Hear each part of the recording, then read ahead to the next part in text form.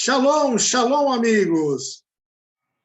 Agora mais um programa de festas, um programa do canal Israel no Caminho. Eu sou Mihael Malachi, também aqui de Beersheba, em Israel. Era conhecido no Brasil como Miguel Malachi. E hoje estou com o apóstolo Paulo de Tarso Fernandes. Olá, apóstolo, tudo bem? Como está o senhor? Shalom, Mihael. Uma honra, uma alegria poder estar aqui no Israel no Caminho, com você que é um amigo tão querido, uma pessoa que tem abençoado tanto a nossa vida, a nossa nação, não é, com esse grupo de irmãos Yehudim, judeus, crentes em Yeshua, que tem nos ensinado tanto nesse programa. Então, é uma honra para mim poder estar aqui com vocês. Obrigado, apóstolo. Apóstolo, a gente vai falar hoje sobre Yom Teruah, que são as primeiras festas, né? As primeiras festas do outono, né? Começa as festas de outono, né? Começa o outono aqui em Israel, né? Então são as festas de outono, que são entre setembro e outubro, né? Yom Teruah é a primeira, né? Está em Levíticos 23 e fala para nós tocarmos a trombeta, né? O shofar, toquem o shofar, ouçam o shofar, né? A mitzvah é ouvir o shofar, né? Então, o senhor tem alguma palavrinha para falar de Yom Teruah, uma coisa rapidinha, simples assim, sobre Yom Teruah? O que o senhor acha de Yom Teruah? Ok. Primeiro, Mihael, eu acredito que, não quero me ufanar com isso, mas Deus, de alguma forma, me usou como uma das vozes para dizer que tudo o que a gente, como evangélicos, como cristãos no Brasil, ouvíamos a respeito das festas, estava muito ligado apenas a tabernáculos. Então, o povo evangélico, o povo cristão, não considerava o Pêssar, não considerava Shavuot, por entenderem que essas festas tinham sido cumpridas. Então, é como se nós não precisássemos mais nos importar com elas. Então, houve, durante bastante tempo, de proximidade dos cristãos com Israel, então se começou a celebrar muito a festa dos tabernáculos, muito por conta da festa de tabernáculos que acontece anualmente em Israel, ligado à Embaixada Cristã de Jerusalém, que quem é Yehudi, quem é judeu, principalmente os crentes em Yeshua, sabem que o que se faz na festa de tabernáculos da Embaixada Cristã tem pouco a ver, ou quase nada, ou nada a ver com a festa de Sukkot, não é? Porque é uma festa para as nações, é um show pirotécnico, não é? Mas a simplicidade da Sukkah, do Sukkot, não é? A família reunida na simplicidade da Sukkah, são valores que não chegaram aqui para nós, os cristãos. E, por um outro aspecto, você perguntou do Yom Teruah, no Brasil, por causa da proximidade que se desejou com o judaísmo, as pessoas não falavam de Yom Teruah, as pessoas falavam de Rosh Hashanah. E nós mesmos, como igreja, nós transicionamos, não é? Durante algum tempo, celebrando o Rosh Hashanah, muito parecido, ou talvez imitando o que os Yehudim faziam, mas sem entendimento. Mas não tem coisa mais preciosa no universo do que você abrir a palavra de Deus e ler o que Deus falou. Porque você acabou de dizer, vocês estão entrando, ainda está verão aí, mas agora, no final do mês de setembro, vocês vão começar o mês, o período do outono, não é? E nós aqui no Brasil estamos no inverno e vamos começar a primavera. Então, o ano, segundo a Torá, começa no mês de Pêssar, no mês em que Deus arrancou o seu povo do Egito, da casa da servidão. Deus falou lá em Shemot, em Êxodo, que seria o principal dos meses do ano. 7 meses depois, não é? No início de outono, no início do período de celebração de Sukkot, o começo do fim do ano, não é? Então se deveria tocar o shofar, esse é o Yom Teruah. Mas a tradição judaica, principalmente depois que os Yehudim voltaram da Babilônia, houve uma mistura, uma mescla muito grande, não é? Então, o Yom Teruah praticamente ficou esquecido. Não que os Yehudim deixassem de tocar o shofar todos os anos, não é. não é isso que eu estou dizendo. Mas o Rosh Hashanah ganhou muito mais força do que a importância de se ouvir o teruá, o som do nosso Deus chamando o povo de volta. Eu concordo plenamente. Eu tenho até uma questão assim de calendários, né? Que eu falo para as pessoas que é mais fácil o Yom Teruá ser Natal do que ser Ano Novo, né? Por quê? Por que ser Natal? Porque na passagem que fala do anjo que aparece para o pai de João Batista, né?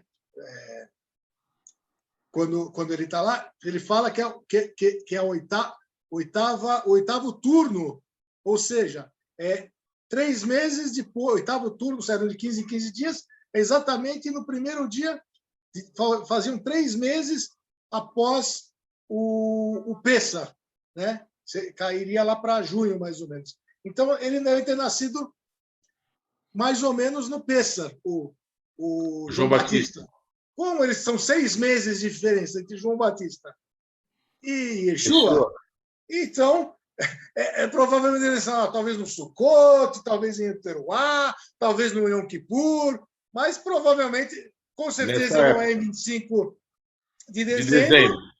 E pelas datas conhecidas nos livros, nos evangelhos, que a gente sabe mais ou menos a data do nascimento de João Batista, e é relatado nos evangelhos, né? Acredito que o nascimento de Jesus pode ser perto dessas datas. O senhor concorda? O senhor... Concordo totalmente. Inclusive, Mihael, nós, pessoalmente, já fomos muito perseguidos, porque existem vozes na Igreja de Cristo, inclusive vozes conhecidas no mundo inteiro, pessoas que são conhecidas como profetas, não é? Mas que, infelizmente, por uma falta de instrução na Torá, na palavra, começam a profetizar coisas segundo a tradição dos homens, a tradição do judaísmo, e não segundo a Torá, não segundo a palavra de Deus, mas segundo a tradição dos homens. Então, no Brasil, por causa de um livro, eu nem vou citar o autor, porque a nossa luta não é contra os irmãos, não é? Mas a nossa luta é contra o espírito do engano, da mentira. Então, alguns anos atrás, foi lançado um livro sobre as festas, e esse livro ficou muito popular no meio cristão, porque vinham de nomes muito conhecidos internacionalmente, mas que, infelizmente, aquilo que eles traziam como revelação era baseada, infelizmente, numa tradição judaica corrompida na Babilônia e não na Torá. Então, eu pessoalmente já sofri muitos ataques, já fui, sem querer exagerar, já fui humilhado por defender posições como essa que eu estou dizendo aqui, do Yom Teruá, porque é o que a Bíblia diz. Eu prefiro ficar com a palavra de Deus do que com qualquer tradição. Então, eu louvo a Deus, não é? Porque eu agora não estou conversando com qualquer pessoa, eu estou conversando com Yehudim, não com cristãos descontentes com a igreja, que colocaram um kippá na cabeça e quiseram se tornar judeus, mas não, pessoas que cresceram, não é, no judaísmo, mas tiveram um encontro com Yeshua e se tornaram muito mais judeus, não é, no sentido de a identidade que Deus deu ao seu povo, não é? Ela foi confirmada, alguns chamam de Emuná Shilemá, a fé que se completou, o entendimento completo, não é? De quem vocês são por causa do Mashiach, não é, que já se manifestou. Então, eu me sinto muito à vontade e seguro em estar participando de um programa como esse, porque de coração eu já há anos luto discutindo e algumas vezes até sendo confrontado e humilhado até por defender posições, mas que são da Torá, são da Bíblia, não tenho culpa. Foi Deus que falou. Então, o que Deus fala é o que eu reputo como correto, não o que as pessoas ou a tradição falam. Como a verdade absoluta, né? Não seguindo tradições nem cristãs, nem judaicas, nem de qualquer outro povo, mas seguindo estritamente a palavra, né? O que diz a palavra, né? Amém, amém. Que vai na palavra, né? Eu vejo assim, o shofar, o toque do shofar, né? nos chama para um arrependimento, né? Para um arrependimento. E essa chamada para o arrependimento vem sempre, porque quando Noé fazia a arca, a arca, a arca dele que ia salvar os animais, era uma arca de salvação, né? Era um chamado para arrependimento, né? Que não foi ouvido por ninguém, a não ser pela própria família dele, né? E quando Yeshua vem, né? Quando Yeshua vem, ele está aqui na Terra, tem essa João Batista tem esse grito no deserto, né? De João Batista, esse grito no deserto, chamando para o arrependimento, né? E hoje mais do que nunca, estamos às portas, né? Não sabemos a data, mas pelo que vemos e estudamos, estamos às portas, né? O tempo é esse, da volta de Yeshua, né? Então, e essa chamada para esse arrependimento, essa Amém. chamada. E é interessante, né, Mihael, que você tocou num ponto muito importante, que o shofar, ele é um símbolo, não é? Ele alude a um som que só pode ser ouvido se o vento passar por esse instrumento, que é oco, não é? O shofar, ele é oco. Então, quando se sopra, quando o vento passa por esse instrumento e o som que se busca é um som correto, é o teruá, não é? O truá, se consegue identificar por esse som um chamado de Deus para que o povo volte para ele.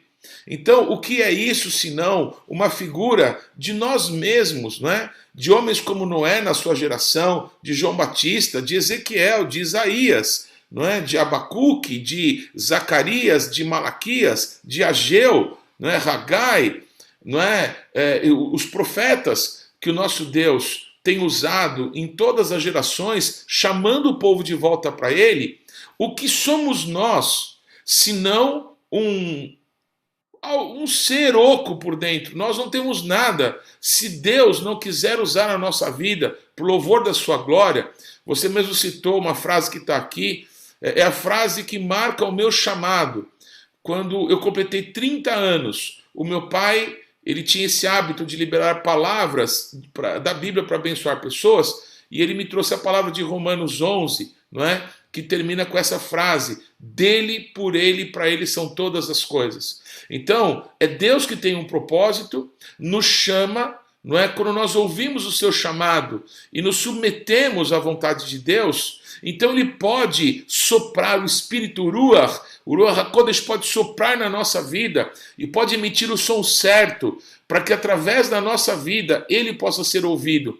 Então, de nós não se espere nada que não possa ser o fruto da vontade soberana do nosso Deus, que usa quem ele quer. Ele usou uma mula no passado, ele usou profetas, ele pode usar pessoas simples como nós, para que a voz dele seja ouvida. E a voz do nosso Deus nesse tempo, penso eu, Mihael, nos chama todos a voltarmos para ele, a fazer uma tshuvá, a nos arrependermos, a voltarmos para o centro da vontade de Deus. Amém, amém, é isso mesmo. É bem por aí, é onde eu queria... na verdade, é esse o cerne, é esse recado que eu queria estar passando em um teruá, né? Essa volta ao arrependimento, as coisas estão para acontecer, voltem e entrem na vontade de Deus, entrem no centro de sua vontade, né? Porque é só assim que teremos vitória, né? Só assim que teremos a vitória, né?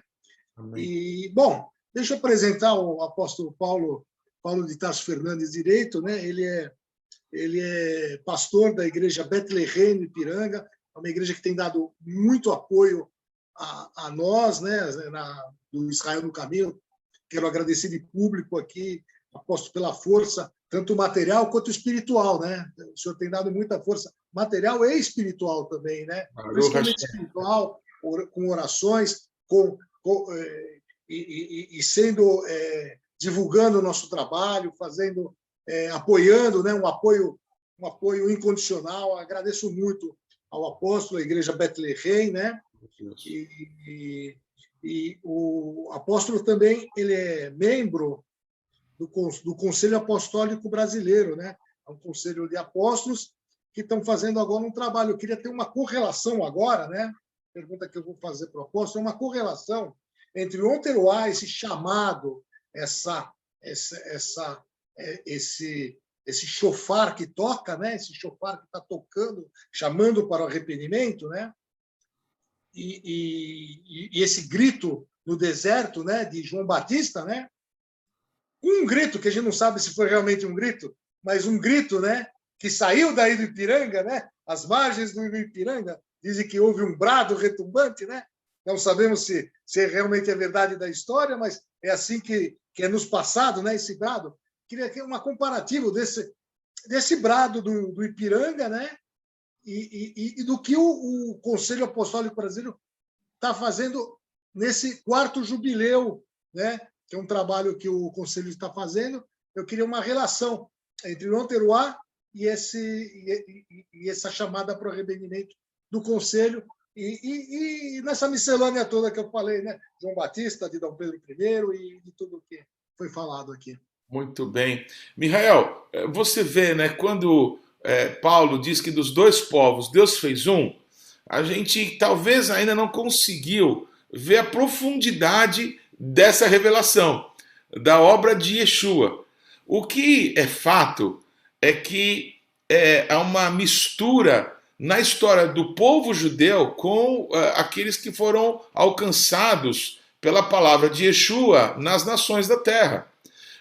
Quando você estuda a história da igreja e você estuda a história do povo judeu depois de Yeshua, você fica assombrado nas coincidências de datas em que Israel se desvia do propósito de Deus, né? E a igreja se desvia do propósito de Deus. E quando Israel volta a ser uma nação, a igreja vive tempos de avivamento como nunca se tinha visto. Então, todo o movimento de evangelismo mundial que se deu na segunda metade do século XX coincide com Israel voltando a ser uma nação. Há relatos, eu conheci pessoas, há uma cristã brasileira muito conhecida internacionalmente, que ninguém acredita que ela é brasileira, mas ela é. Porque ela parece uma japonesinha nascida lá numa cidadezinha do Japão, que é a apóstola Neuza Tioca. Os pais dela, Mihael, na década de 30, quando conheceram Yeshua no Japão, num movimento chamado Holiness, Santidade, eles começaram a orar para que os Yehudim tivessem de novo um lugar na terra dos seus antepassados, porque eles acreditavam que se os judeus voltassem para Israel, voltassem para a terra prometida, o Mashiach, o Messias, estaria às portas, estaria voltando. E esse movimento de oração juntava pessoas que oravam sem internet, sem meios modernos de comunicação, juntavam pessoas na Suécia, nos Estados Unidos e no Japão. Então, esse casal, os pais da apóstola Neuza Tioca, eles oravam por isso lá atrás. Ou seja, eu quero mostrar que existe uma correlação entre a igreja e o que Deus foi fazendo na história de Israel, mesmo depois de Yeshua, nesses 2 últimos 1000 anos, não é, que é chamado de Era Comum pelos judeus. Onde eu vou chegar? Nós, percebendo, lendo a Bíblia, vendo que as festas não são as festas dos judeus, não é? As festas, elas sim, algumas se cumpriram em Yeshua, mas todas as festas apontam para o tempo em que Yeshua reinará sobre todas as nações da terra, desde Jerusalém, desde Jerusalém. Então, Sukkot, como está profetizado em Zacarias, é uma festa que não se cumpriu, vai se cumprir, porque está escrito que as nações da terra terão que subir para Jerusalém. Quando, Mihael, nós como brasileiros, quando que nós vimos a Argentina fechar as portas e os argentinos subirem para Jerusalém para celebrar Sukkot? Nunca. Isso nunca aconteceu. A celebração de Sukkot, como está profetizado em Zacarias, é alguma coisa que vai acontecer.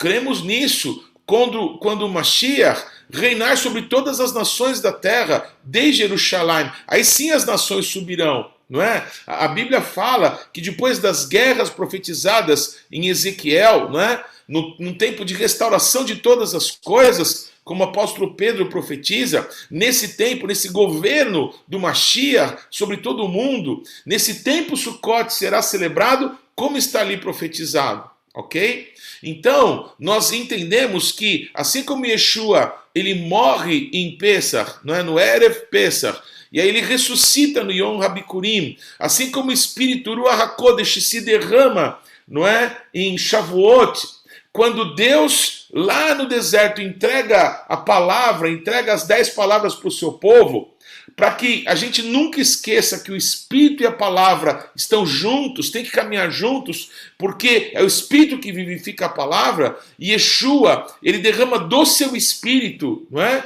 Através daqueles 120 Yehudim que estavam em Jerusalém, no lugar alto, não é? Chamamos de cenáculo, e ali todos foram cheios do Espírito Santo e foram comissionados pelo Ruach HaKodesh para tocar as nações. Então nós vemos um pouco tempo depois o Pedro, que estava ali, o Kefas, não é? Ele indo na casa de um não-judeu, de um homem que era um centurião romano. E lá, pela primeira vez na história, não-judeus também recebem o Espírito Santo, recebem do Ruach HaKodesh. Então, a palavra e o Espírito vão se expandindo. Então, para responder objetivamente a tua pergunta, estudando todas essas coisas, percebendo que a história dos dois está ligada, a história do povo judeu com a história da igreja, dos dois povos Deus fez um, sabe o que a gente percebeu, Mihael? Foi inacreditável. A gente percebeu que nesse ano de 2021, olha que interessante, 2022, o Brasil vai completar os seus 200 anos como uma nação independente. E 200 anos correspondem a 4 jubileus.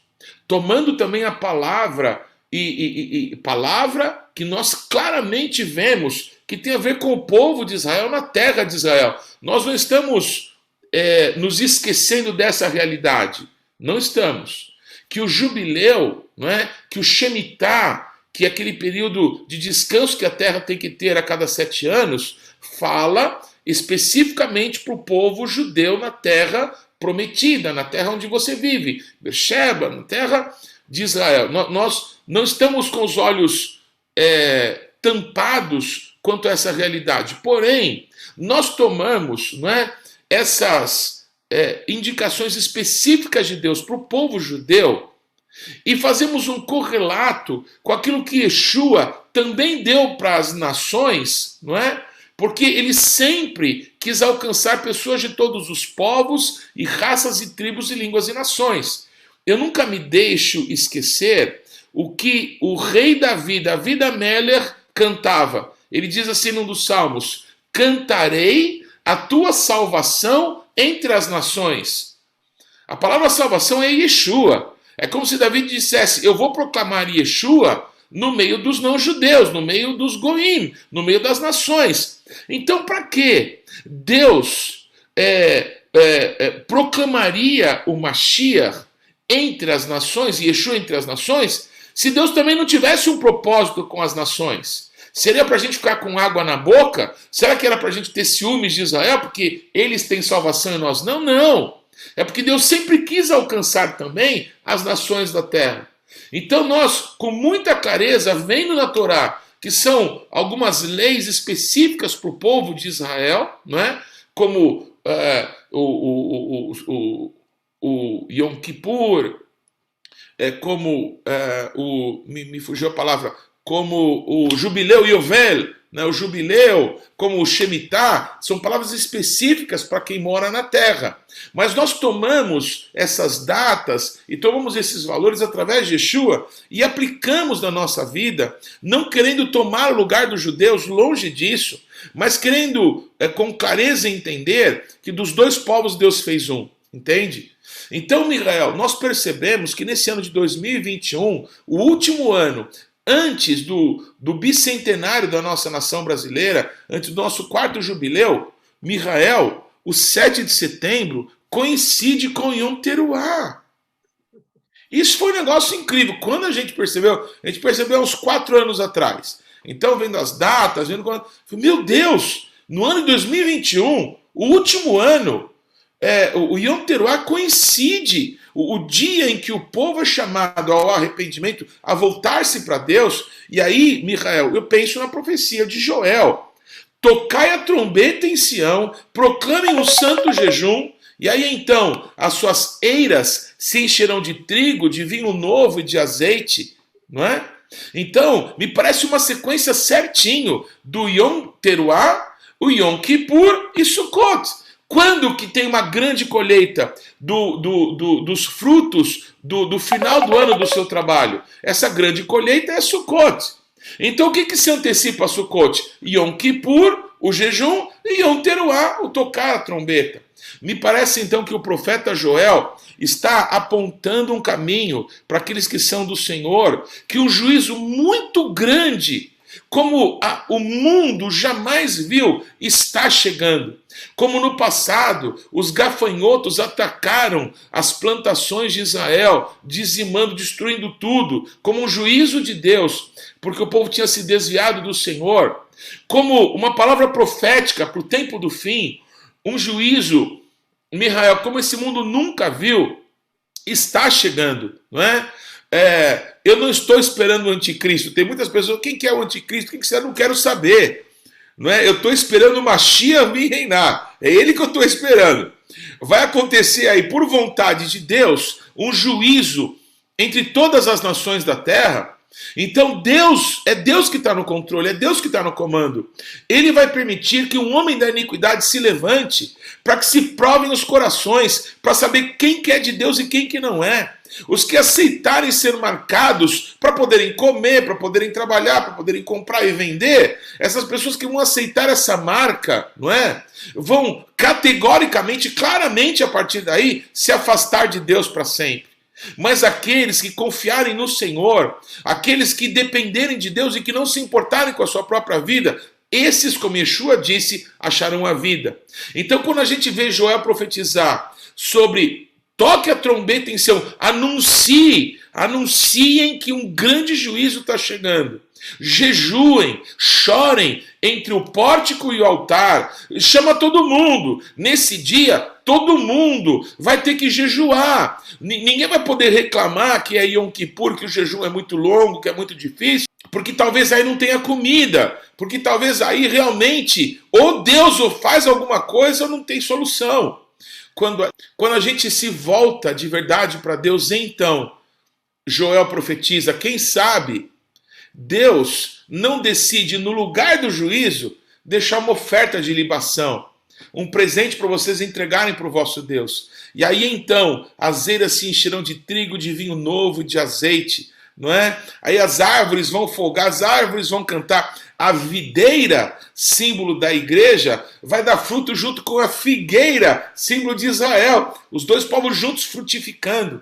Então essas coisas todas, não é? Têm se convergido no entendimento que nós estamos percebendo, Mihael, que a igreja de Cristo no Brasil se desviou muito dos valores de Deus. Quando penso na igreja, eu penso na pequena congregação aonde eu sirvo a Deus, aonde eu e a minha família congregamos.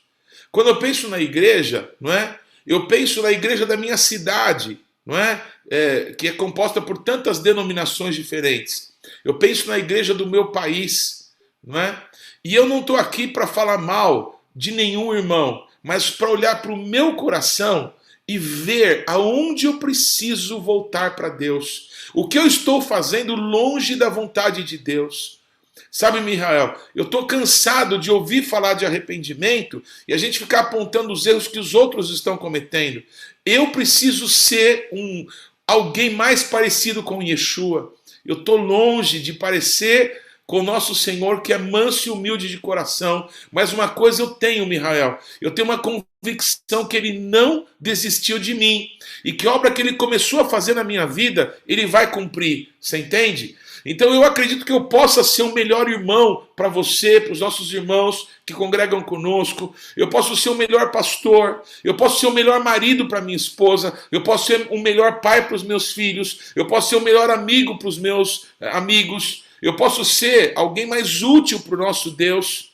E se é assim, a congregação que eu faço parte também pode melhorar. A gente, como congregação, podemos nos arrepender e voltarmos para Deus. Há muitas coisas que, se nós prestarmos atenção no Espírito Santo e na palavra, a gente vai ver quanta coisa. A gente está longe do propósito de Deus com a gente. E se a gente for ampliando, e a gente não ficar acusando os outros, mas a gente falar que é um tempo da gente voltar para Deus, se a gente for a trombeta e não o acusador dos nossos irmãos, porque isso já tem um que faz bem, né? Tem um que é o chefe da corja do inferno, que já é o acusador dos nossos. Nós não precisamos acusar os nossos irmãos. Nós precisamos tomar uma decisão de ouvir o chofar de Deus, de ouvir que é tempo de nós voltarmos para o Senhor e nós mudarmos, nós começarmos a voltar para Deus e dizer: Jesus não agiria dessa forma, Yeshua não falaria isso, não agiria dessa maneira. E o Brasil está tendo uma oportunidade, Mihael. Nós estamos proclamando que o ano que começa agora para nós, não é? Em 7 de setembro, o 199º ano da nossa história como um país independente, como um país livre, nós estamos proclamando que é um ano nacional de arrependimento.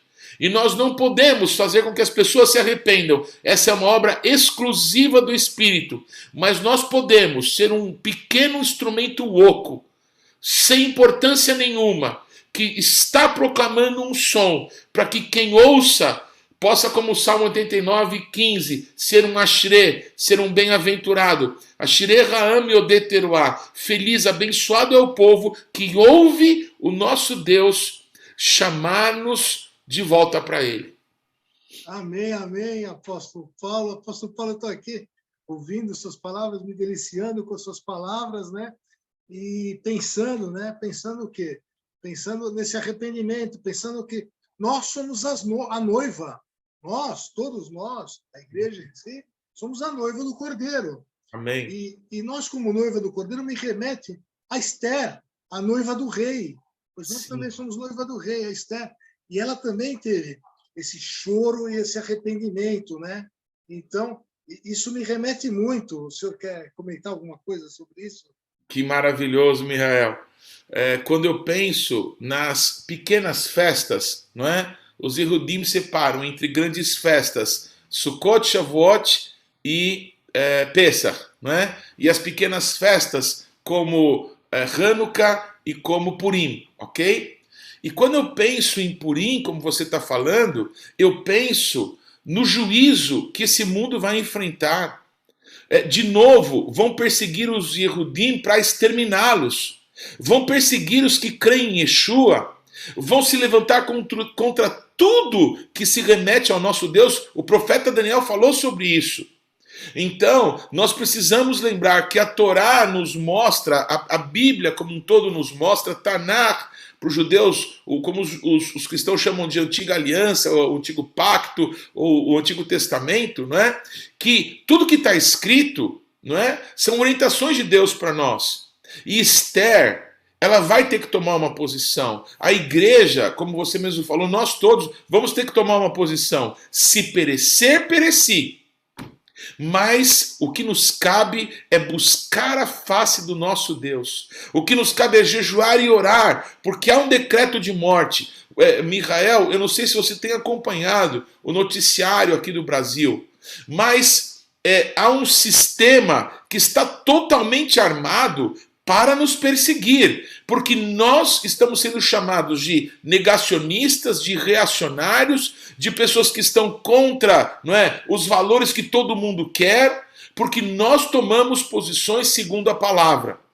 Alguns do nosso meio, não é, uma das pessoas, infelizmente, até cotado para ser candidato a vice-presidente de alguém que foi preso como um ladrão, não é, que fez crimes terríveis contra a nossa nação, e um pastor, não é, ele está sendo cotado. Então existe mesmo no meio da igreja pessoas que estão se levantando contra os próprios irmãos. Lembra quando Yeshua fala que eu vim trazer a espada e vai ficar pai contra filho, irmão contra irmão? A gente está vendo um momento muito difícil de realmente saber quem que é de Deus e quem que não é. Mas a Esther, ela vai mandar um recado para Mordecai. E Mordecai, que simboliza os ministros de Deus, não é? Ele vai dizer para Esther, olha aqui, Esther, quem sabe se não foi para esse tempo que Deus te levantou, não é? Agora, Deus, ele vai dar um jeito, ele vai providenciar alguma situação para trazer livramento para o seu povo. Mas quanto a você e a tua casa, se a igreja não cumpre o seu papel de ser uma voz para essa geração e de ouvir a voz de Deus para ela mesma, não é? Eu não sei o que vai ser da casa dela. Foi o que o Mordecai, símbolo dos ministérios do Cordeiro, não é? Declarou para ela. E aí ela diz, se perecer, pereci. Mas eu vou entrar na presença do rei. Esse é o nosso papel. Entrarmos na presença do rei, Mihael, e dizer com voz alta, foi ele.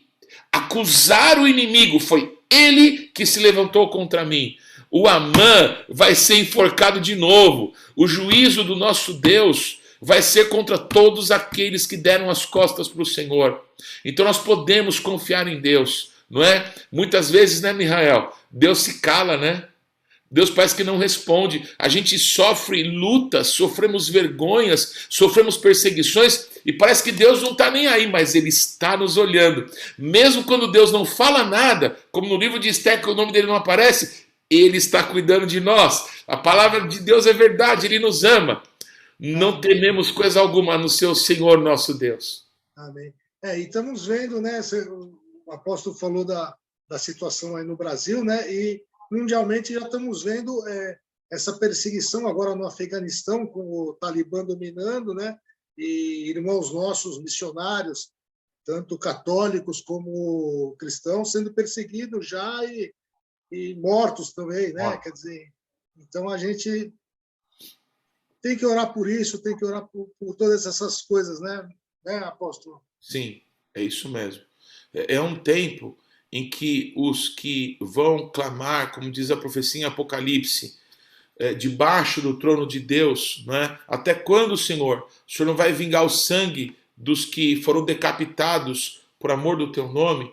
Nós estamos chegando muito perto, não é? De ver isso em larga escala, porque já tem acontecido no Irã, no Egito.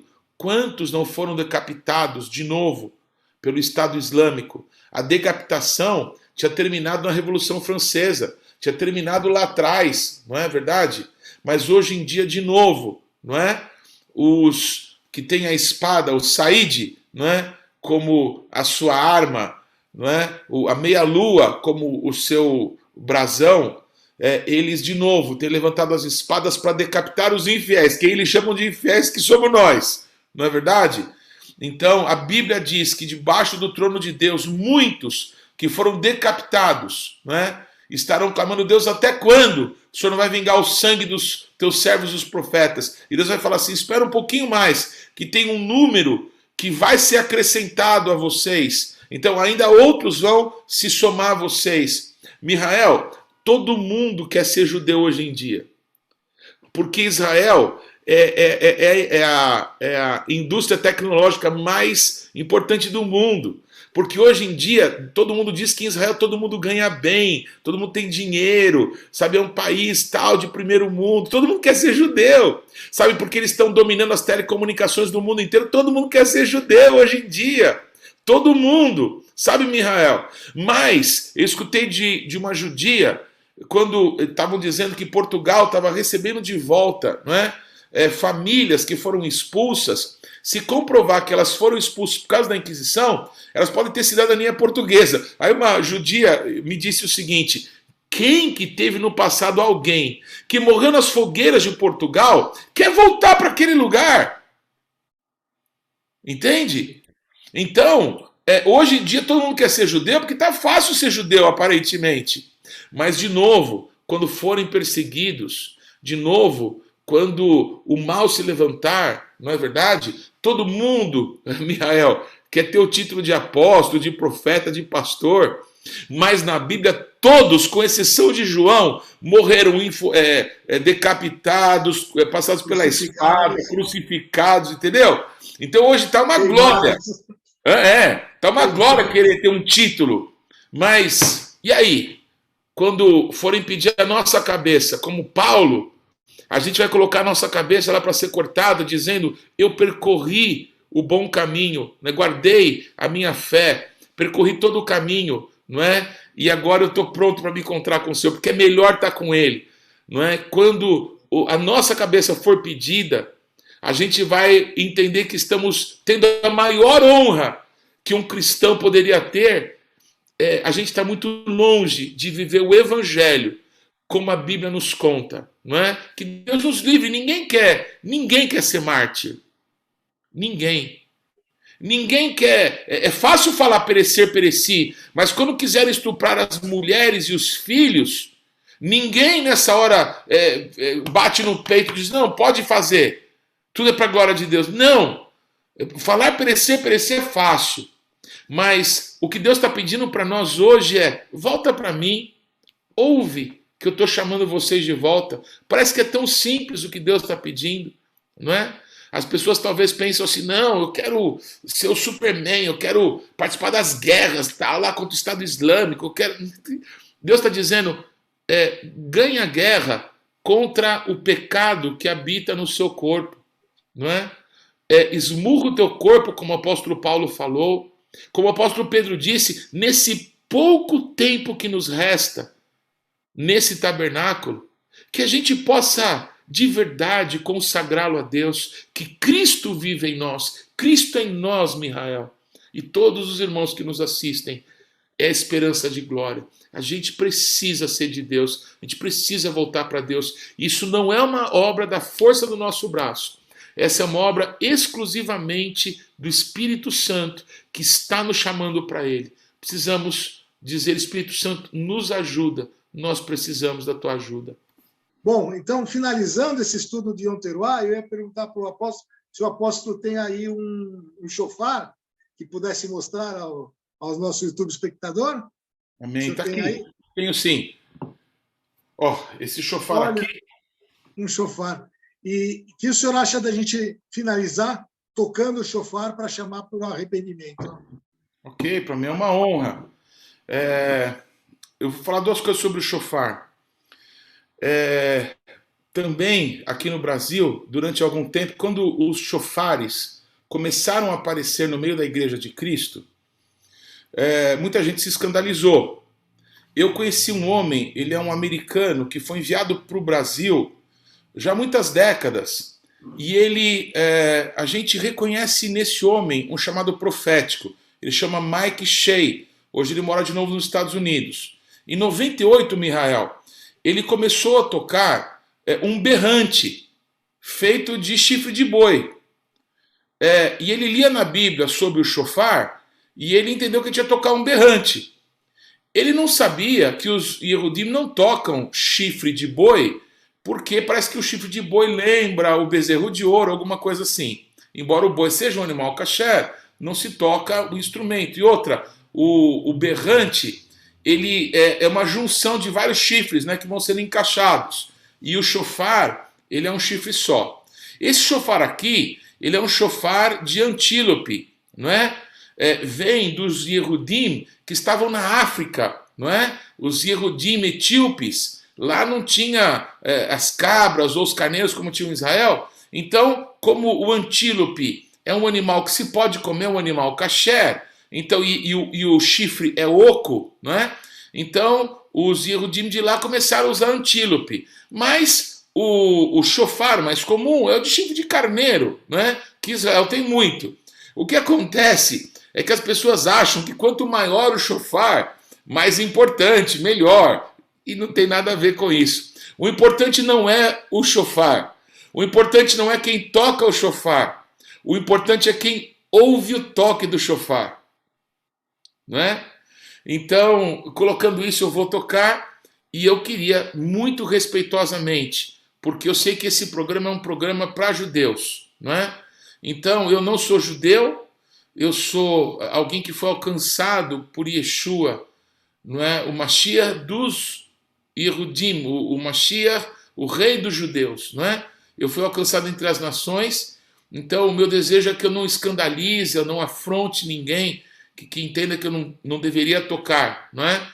Mas a seu pedido eu posso tocar o shofar, mas uma coisa eu sei, a minha vida, o meu coração é um instrumento de Deus para que na nossa geração o nome de Yeshua possa ser proclamado e todos possamos voltar para Deus, judeus e não judeus. Amém? Amém. Você quer Amém. que eu toque mesmo? Eu queria ouvir que seja, porque, como o apóstolo falou, a misvá é ouvir o toque do shofar. Então, para que Amém. todos que assistirem esse estudo, essa entrevista aqui, né, possam ouvir esse toque do shofar e se arrepender das coisas, né, como a gente tem que fazer, né? Ok, são 3 toques, não é? E o primeiro toque é repetido. O truá, na verdade, é um toque choroso, não é? Um tu, tu, tu, tu, tu, tu, tu.